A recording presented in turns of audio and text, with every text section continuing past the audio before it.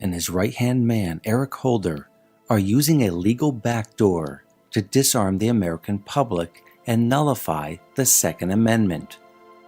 Using an obscure section of the Financial Institutions Reform, Recovery, and Enforcement Act, the Department of Justice is forcing banks to cease doing business with gun and ammunition dealers under a program called Operation Choke Point.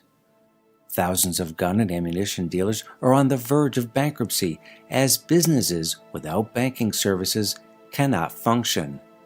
Credit cards cannot be processed. Cash deposits cannot be made. Checks cannot be written. A business simply cannot function without banking services, exactly what the Obama administration planned on. The bulldog of the Senate, Darrell Issa, has just released an extensive report on Obama's Operation Choke Point scheme, revealing that Obama and his right-hand man, Eric Holder, are once again operating completely outside of the law. The law being used by the DOJ, per Issa's report, in fact was written to prosecute merchants committing fraud against the banks, which the gun dealers have not only not been convicted of, but haven't even been charged with.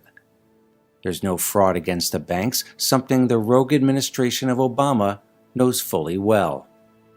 Here's how the mafia-like shakedown works. The DOJ strong-arms the bank, forcing them to cut off services to gun dealers.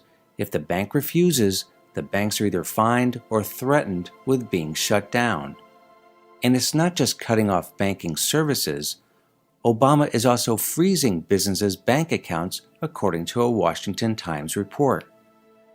Imagine waking up one day and finding that you can't access your own money because Obama considers you a political enemy. This gives new meaning to Obama charging that if you've got a business, you didn't build that. You got a business?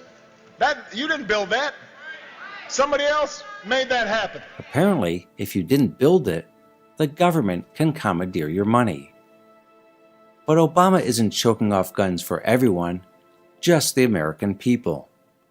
Al-Qaeda-linked rebels in Syria are receiving thousands of guns every month from Obama.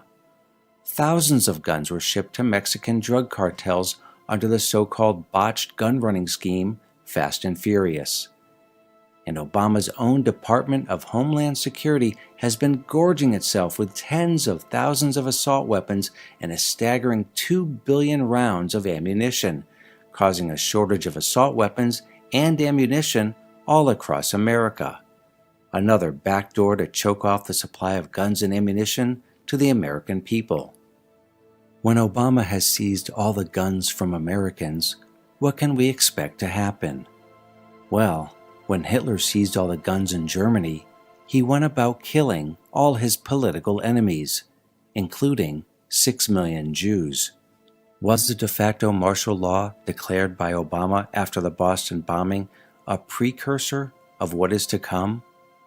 Were the light-armored tanks roaming the streets, illegal house-to-house searches, and suspension of habeas corpus just a taste of what is to come? When Obama disarms the American public, will he kill not 6 million, but tens of millions or hundreds of millions of Americans?